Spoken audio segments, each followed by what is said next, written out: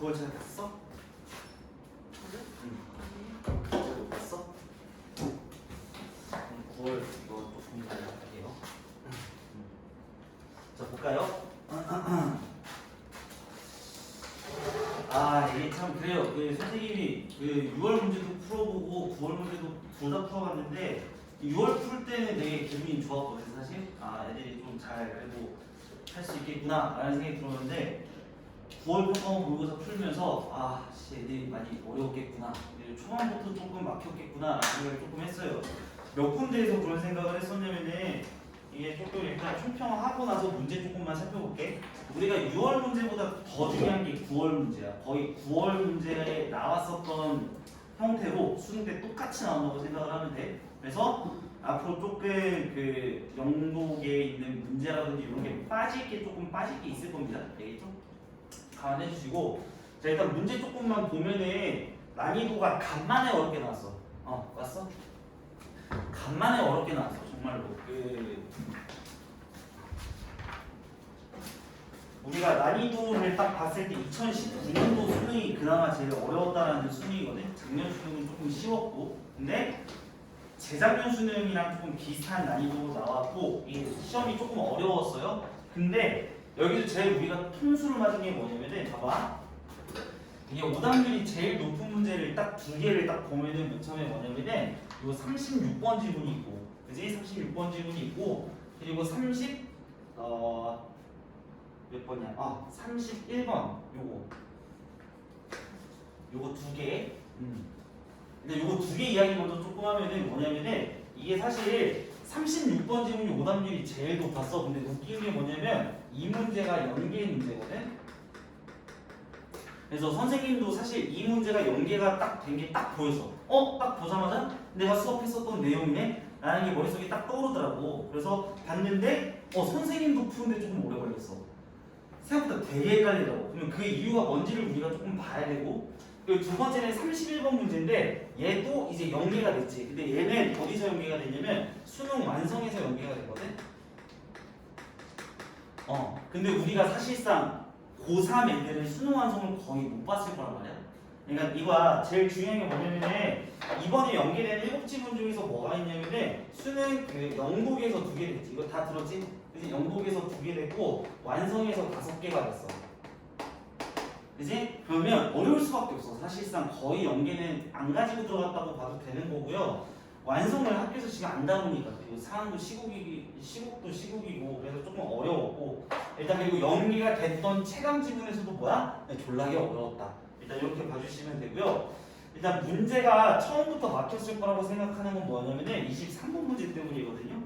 맞추는 사람도 있겠지만 23번 먼저 조금만 볼게.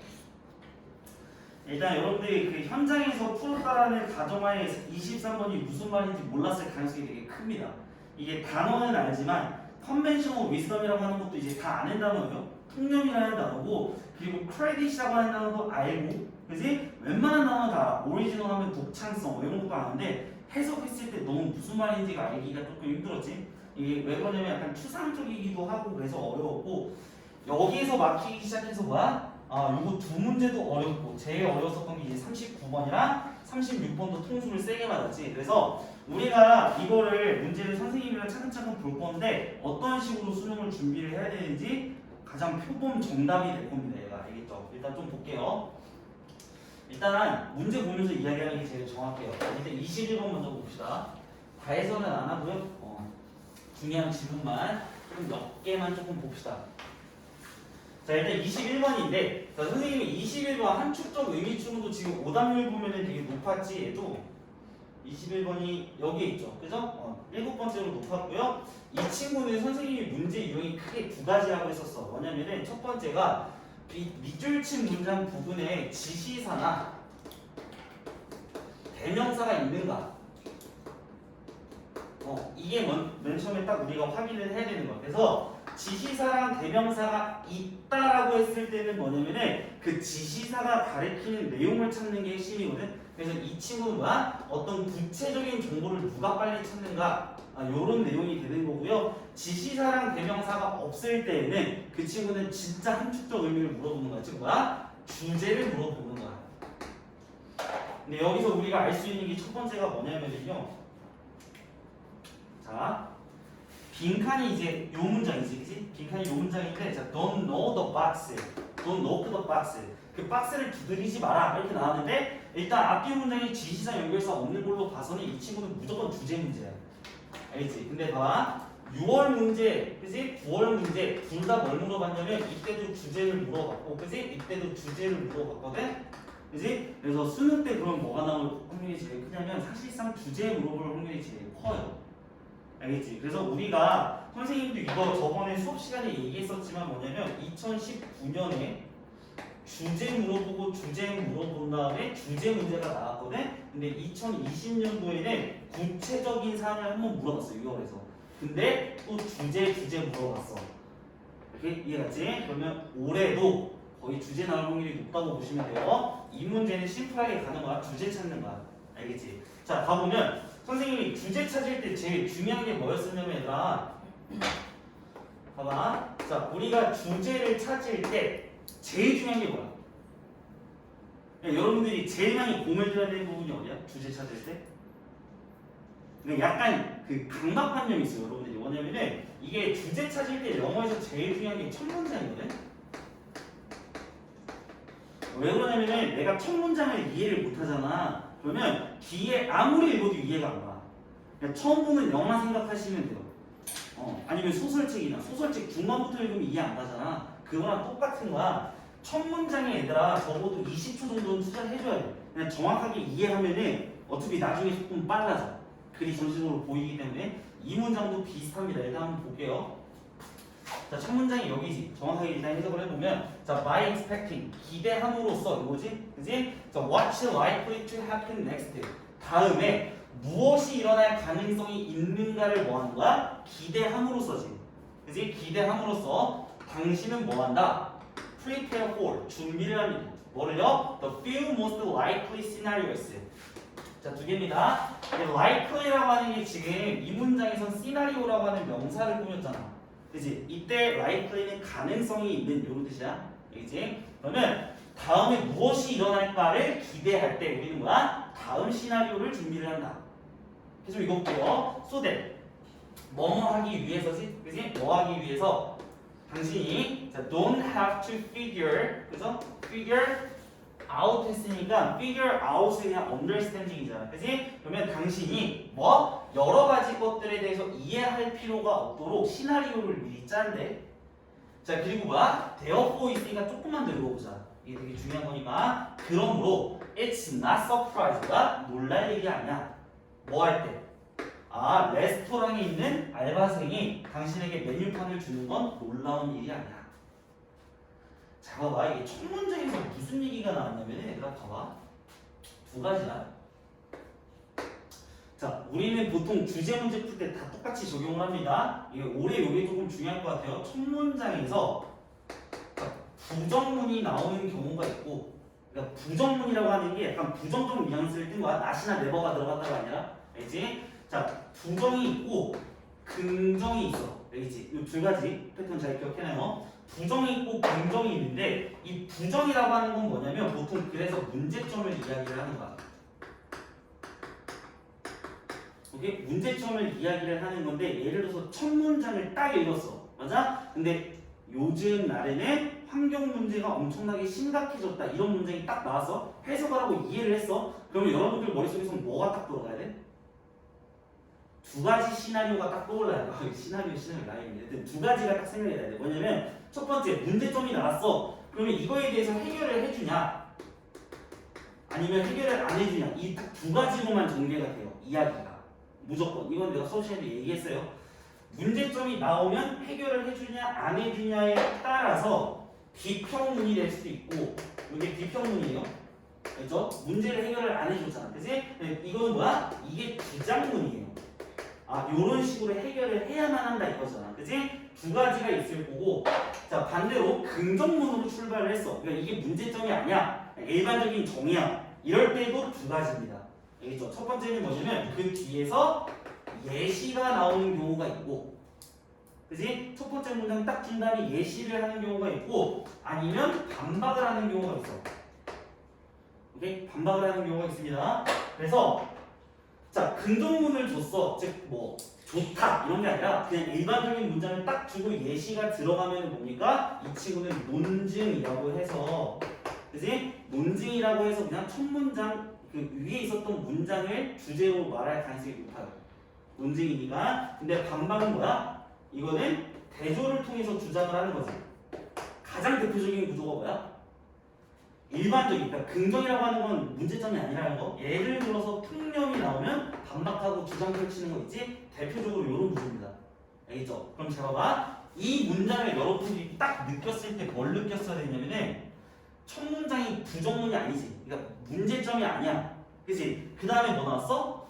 레스토랑 알바에 대한 이야기를 시작했으니까 이거는 사실상 논증부로 바로 들어간 거야. 그치? 그러면 첫 번째 문장에서 하고 싶은 이야기가 뭔데? 심플하게 가면 돼. 그러니까 이런 게 좀 추상적인 거야. 한 문장으로 딱 말을 못하지. 그치? 근데 느낌이 무슨 느낌이야? 딱 봤을 때 우리가 다음에 무슨 일을 일어날지를 미리 시나리오를 짰기 때문에 일어나도 당황하지 않는다 이 얘기지. 그거 이상이 없지. 맞아? 그걸 그냥 주제로 집어주시면 되는 거예요. 정말 그냥 심플하게 가야 돼. 이게 왜 시험이 어려웠냐면은 이게 이렇게 머릿속에서 딱 생각이 들었을 거야. 근데 이게 정답일까라는 생각이 들면 그게 어려운 시험이거든요. 좀 그랬을 겁니다. 자, 1번 한번 볼까요? 자, deal with a matter. 문제를 다룹니다. based on your habitual expectations. 당신의 습관적인 기대에 의존을 해서 뭡니까? 문제를 처리합니다. 세모입니까? 있습니까? 세모지. 왜? 습관적으로 메뉴판 갖다 주겠지? 당황하지 않잖아. 그지? 이 세모야. 이번은 뭐야? Question what you expect from familiar object. 친근한 물체로부터 너가 기대한 것에 의문을 제기한다라는 내용은 너무 간겁니다. 이게 혼자 생각하시면 안 돼요. 알겠죠? 자, replace 대체합니다. predetermined routines. predetermined라고 하면 예정된 이거 뜻이고요. 예정된 루틴을 뭐로 대체한다? 신선한 습관으로 대체한다. 이거 말도 안 되는 소리고요. 가능한 결과에 대해서 모두 다 생각을 합니다. 가 4번으로 갔을 확률도 있어요. 왜 그러냐면은 이 4번으로 가면 안 되는 게 첫 문장에서 그대로 나왔지. 조금의, 그러니까 약간의 가능한 시나리오만 만들지 모든 경우의 수를 다 따지지 않아. 그지? 4번으로 갔을 확률이 굉장히 높은데요. 이 4번이 안타깝게도 요거 때문에 안 돼요. 알겠지? 그러니까 요런 문제는 낚시가 무조건 하나씩 있어요. 안 되고요. 5번 확장시킵니다. 경계선을요. 너의 내면의 통찰력을 안내해주는 경계선을 넘는다. 이게 말이 안 되죠. 그지? 그래서 정답이 이제 뭘로 가야 되는 거야? 이제 1번 이렇게 이제 갔어야 됩니다. 오케이? 자, 봐봐. 21번은 딱 이거야. 뭐냐면은 이게 주제 찾는 건 쉬워. 근데 얘는 무조건 추상적으로 나와. 알겠지? 그냥 추상적으로 약간 이런 느낌으로 가면 돼. 읽고 나서 머리에서 한번 생각을 하면 돼. 이게 무슨 내용이지? 이런 내용인가? 그리고 정답집 보면 어느 정도 보일 거야. 알겠지? 이렇게 가시면 됩니다. 그래서 나머지 해석은 여러분들이 천천히 우리가 구조 분석은 나중에 다 할 거고요. 넘어가 볼게요. 이 친구는. 자, 그 다음에 주제인데요. 사실상 22번도 쉬웠고, 그지? 그리고 23번도 쉬웠어. 알겠지? 23번이 어려웠어. 24번도 쉬웠고. 그럼 잠깐 봐봐.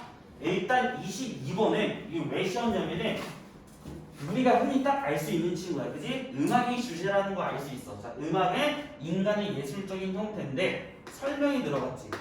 그지? 뭐 할 수 없는가? inseparable. 어떤 분리할 수 없는 거. 우리 인간의 어떤 경험에 있어서. 무슨 경험? 세계에 어디에서나 있었던 그런 경험이니까 음악이 되게 보편적인 거네. 그지? 두 번째 문장에서도 뭐야? 음악은 이렇게 나왔으니까 사실상 음악 얘기지. 맞아? 그리고 음악인데 뭐야? 음악이 뭔가 역사가 이게 어디에서나 있는 이런 내용이잖아. 이건 어렵지 않게 풀 수 있었습니다. 그래서 사실 고민했었던 건 4번, 5번밖에 없어요. 이 친구는 빠르게 넘어갈 겁니다. 요거 다 안 되고요. 4번 아니면 5번인데 4번이 안 되는 이유는 딱 하나지. 뭐야? 특정한 문화가 아니지. 그치? 특정한 문화가 아니라 뭐야? 여기 everywhere in the world라고 나와 있습니다. 그래서 거의 모든 지구촌에 있어서의 역사니까요. 사회 문화적으로 균형 잡힌 시민으로 성장해준다는 5번이 조금 더 맞는 거예요. 어렵지 않게 풀었을 겁니다. 얘 한번 봅시다. 자, 얘 별표 좀 쳐주시고요. 이게 항상 어려운 문제가 나오는 게 23번이야. 얘를 얼마나 매끄럽게 처리해 주느냐가 되게 중요합니다. 알겠죠? 여기서 시간을 많이 끌리면 안 돼. 자, 근데 아마 선생님 생각인데 올해 23번도 많이 추상 쪽으로 나올 것 같아요. 알겠죠? 여기 잘 해주셔야 되고 일단 한번 볼게요. 자, conventional wisdom.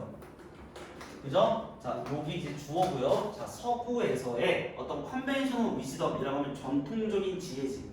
즉, 이건 이제 해석 이렇게 하시면 좋은데 이게 통념이라고 하는 거거든요. 전통적인 지혜니까. 맞아, 통념이지. 자, 서구에서의 통념이야. 즉, 이거는 어디에서 영향을 받은 거야? Influenced by philosophers from Platon to Descartes. 이런 거 이제 해석 안 하셔도 되죠. 데카르트에 대해서 영향을 받았구나. 여튼 이게 프레디스를 했대. 그지? 프레디스를 했어. 뭐를? 개인과 특히 천재들에게 with certainty and originality 이렇게 나왔는데 이게 크레딧이 조금 어려웠지. 이게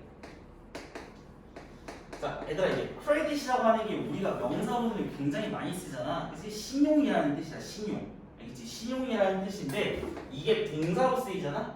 그치? 그럼 뭐가 나오냐면 동사로 쓰였을 때는 이런 식으로 크레딧 다음에 A with B 이렇게 나와요. 오케이? 이렇게 나오면은 자 B를 A의 정확한 뜻을 써줄게. 공로로 인정하다.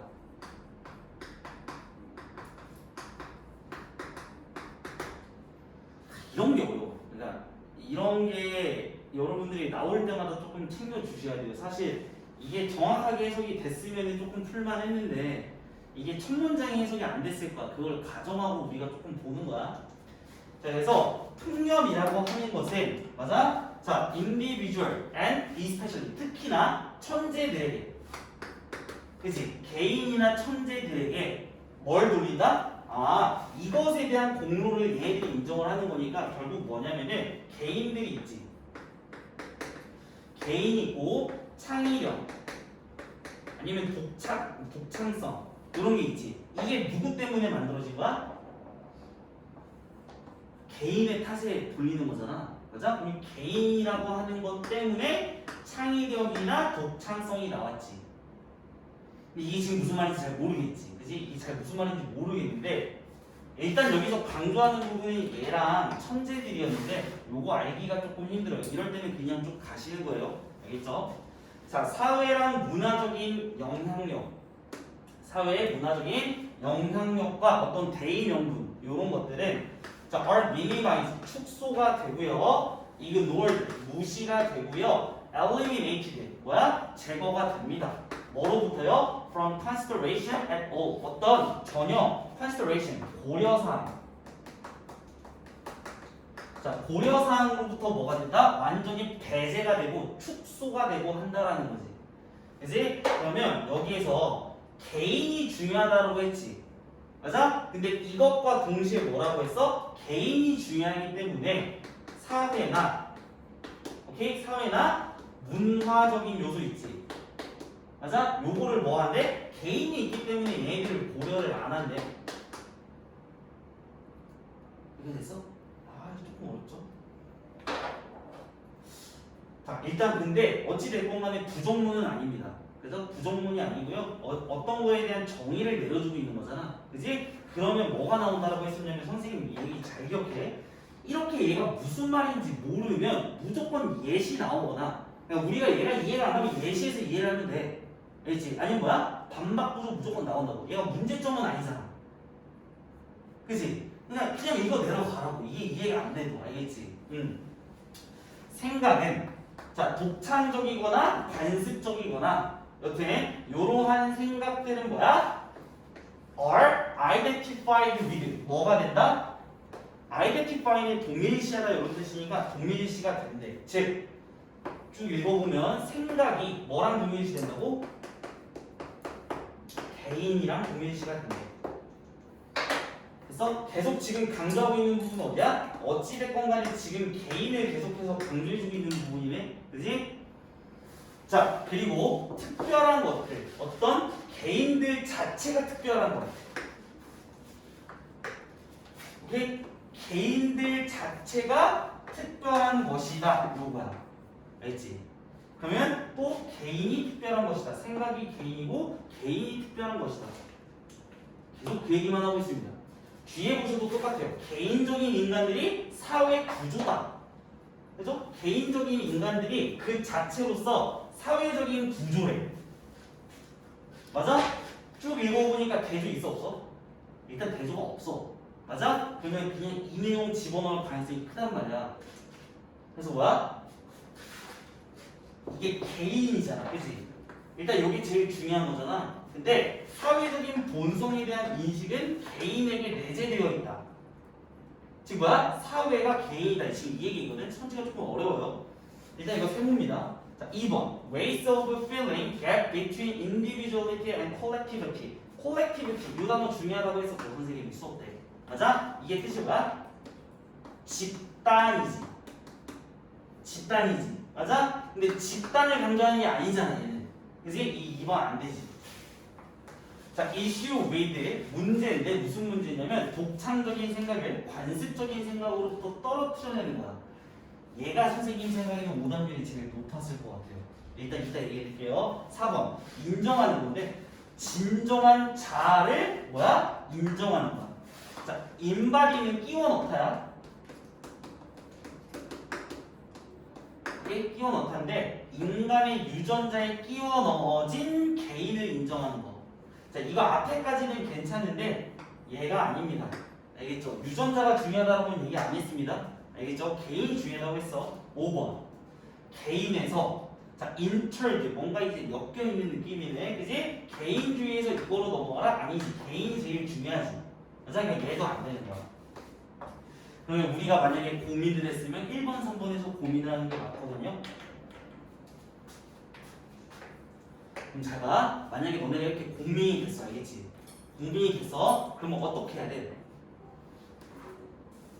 올라가는데 올라가서 뭘 보냐면 이 두 가지만 보면 되는 거야. 첫 번째는 이게 내재하고 있다니까 사회적 본성을 인식하는 게 개인에게 내재되어 있다. 즉 개인이 사회지. 개인이 사회인가? 아니면 독창적인 생각과 관습적인 생각을 분리하는 건가? 요것만 보면 되거든? 근데 딱 올라가면 뭐냐면은 분리한다는 얘기는 아무 데도 없습니다. 아무 데도 찾아봐도 없어요. 우리가 왜 3번 선지가 끌리는지 알아? 어? 이거 하나 때문에 끌리는 거야, 얘들아. 이런 거에 낚이면 안 돼. 알겠지? 이게 컨벤셔널이라는 단어가 위에서 명확하게 나와 있거든.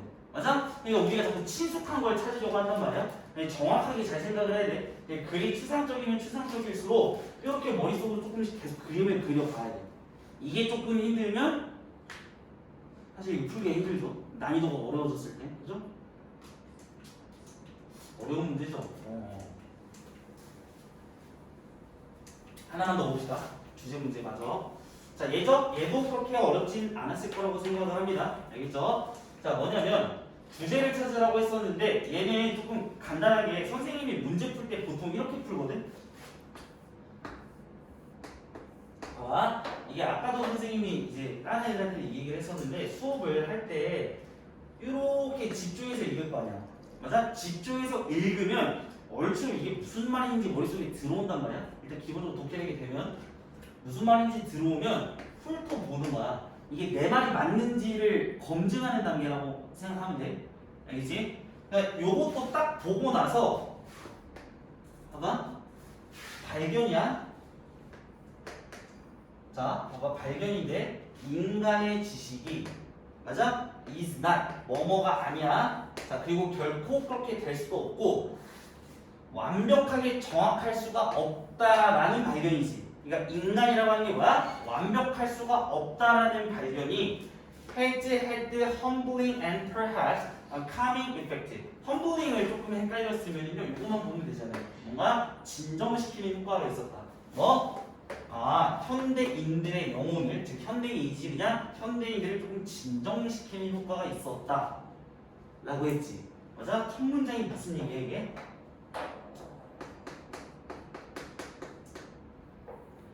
인간이 완벽하게 정확할 수 있다고까?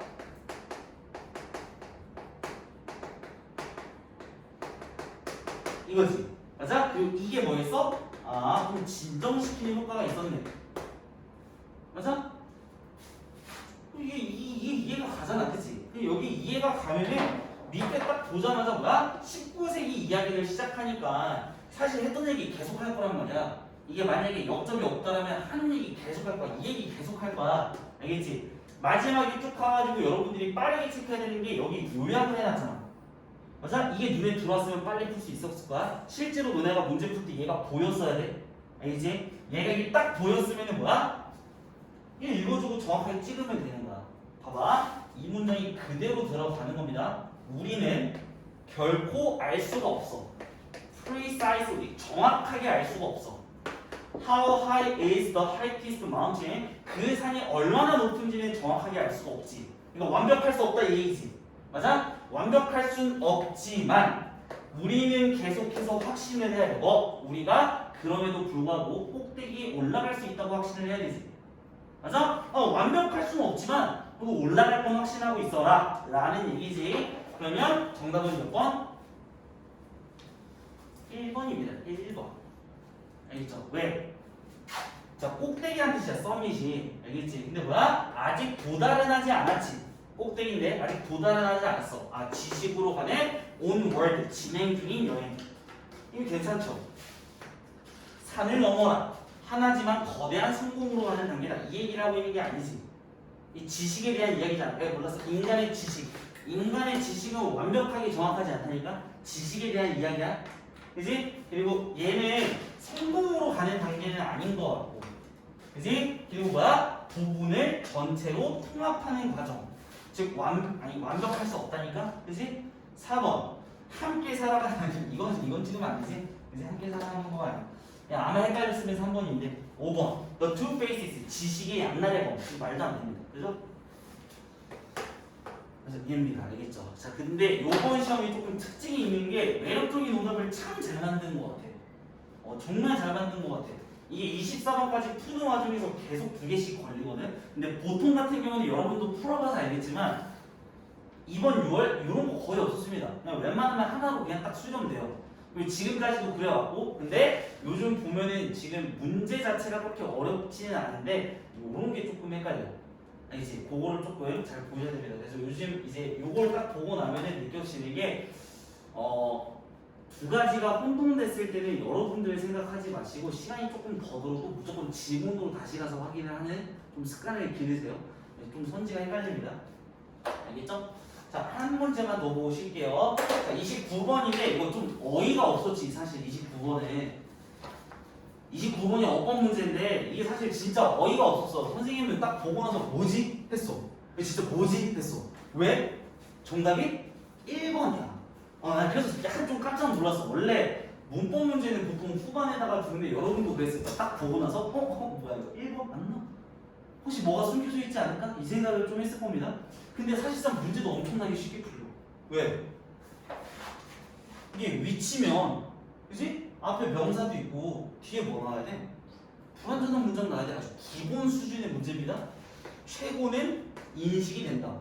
상태 완전한 문장이 된다. 자, 그리고 뭐야? 나머지는 간과된다. 이거 완벽한 문장이지. 그지? 그러니까 사실 이 정답이 1번이지. 나머지 문제는 볼 필요가 없잖아. 그지? 아주 기본 수준의 문제가 나왔는데 사실 이거야. 이게 문법은 이번 연도에 요거를 조금만 잘 봐주세요. 그 수능 특강도 그렇고 수능 영어 독해도 그렇고 수능 완성도 그렇고 이게 문장이 조금씩 길어버리거든. 다 문장이 한 문장 호흡이 조금 길어요. 그래서 선생님이 찝어주는 문제들 있잖아. 그게 이제 어법으로 당연히 나올 수가 있거든. 근데 어법으로 나올 때 제일 중요한 게 동사 있잖아. 요거를 조금만 봐주세요. 이거 무조건 조금만 잘 봐주세요. 올해 되게 느낌이 싼 게 한 문장에서는 무조건 동사가 하나여야 돼. and를 제외하거든. 맞지? and나 접속사나 that 같은 걸 제외하고는 한 문장에 무조건 동사는 하나야. 알지? 이게 3월부터 계속됐는데 이게 이 문장 구조를 조금 잘 보시고 요거 조금만 조심해 주세요. 동사냐, ing냐, pp냐, 요거 세 개 구분하는 거. 분사가 아니야, 알지? 본동사를 물어보는 문제를 조금만 잘 봐주세요. 이거는 선생님이 수능하기 한 달 전에 조금 가볍게 좀 특강 같은 걸 조금 쳐드릴게요. 알겠죠? 뭐가 그렇게 어렵지는 않을 겁니다. 아니, 계속 보시면 다 동사예요. 선지 보시면 알겠지만 얘도 지금 위치라고 쳐있지만 이거 그냥 동사 물어보는 문제야. 그 문장 구조를 물어보는 문제잖아. 그지? 이게 2번도 지금 수의 일치 물어본 거고, 맞아? 수의 일치 물어본 거고, 3번도 지금 부사 물어본 거잖아. 이거 어려운 거 아니고 이거는 그냥 선지고. 4번 같은 경우는 뭐야? 준동사 물어보는 문제, 5번도 대동사 물어보는 문제. 다 동사밖에 안 나와. 근데 6월에도 비슷했거든. 오케이? 무조건 동사 위주로 많이 봐주세요. 올해는 동사가 많이 나오니까 아마 비슷하게 나올 겁니다. 자, 31번 들어가야 되는데 31번 들어가기 전에 한 번만 좀 끊고 갑시다.